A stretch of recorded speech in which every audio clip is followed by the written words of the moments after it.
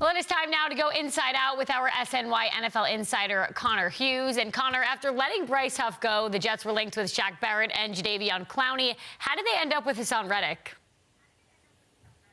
So getting Bryce Huff back was their top priority. He was the homegrown player. But when he went in free agency to the Eagles to a deal that the Jets just weren't willing to match, what they did was pivot in trying to find someone to replace that sack production. The number one guy on their we want list, it was Haason Reddick. The thing was that the Jets just never really thought it was going to be possible. So, yes, they flirted with Shaq Barrett. They flirted with Jadeveon Clowney, but they were not willing to move forward with either of those players until they knew the Haason Reddick dream was dead. So much so that when Jadeveon Clowney was going to sign with the Panthers, he gave the Jets a chance to match that deal, and they said, no, we still believe we've got a chance with Reddick. That deal now has been pushed across. When you look at what the Jets are going to get for this guy, it's pretty remarkable. It falls in line with everything that Joe Douglas has done so far this year. The deal for Tyron Smith, which was just for $6.5 million. The deal for Mike Williams, which was about $8 million in guaranteed. Now he's getting Reddick, someone with 10-plus sacks in his last 4 seasons, a 2-time Pro Bowler for essentially a 2026 draft pick. Now, I know we can have the argument and the discussion of, well, shouldn't the Jets have just given this money to Bryce Huff, made a more competitive offer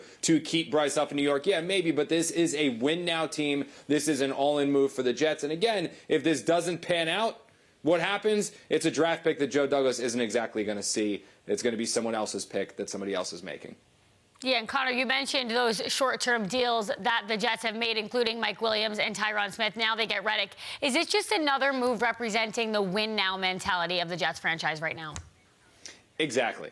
Yeah, exactly, Nikki, and that's really it. You know, when I saw this deal first come across, there's very few things that truly surprised me with the Jets. This was a move that did, because this is a player that's going to be 30 years old. He's a player that's already on the books for $14.5 million, and there are reports indicating that he wants a contract near $30 million annually per year, over $25 million annually per year on his next deal, which you look at his production probably warrants that. That's not a contract that the Jets usually give out. So the fact that they were willing to go out there and get this guy, trade that compensation, bring this player in, it shows that this truly is a win-now window, a group in head coach Robert Saleh, general manager Joe Douglas, that realize that if they don't not just make the playoffs, but make a legitimate Super Bowl run this coming season, they are not going to have jobs in 2025. So they are making moves this year to go all in. Reddick is one of those moves to go all in. And yes, a second-round pick or a third-round pick, even in 2026, that is stiff compensation. But again, Nikki, Joe Douglas, he will not be missing that draft pick if the Jets don't make the playoffs. It'll be someone else's pick that he just gave up. Speaking of the drafts, in less than a month, the Jets have the 10th overall pick, so we'll see what they do with that. Connor, thanks for joining us on How to Sports Night.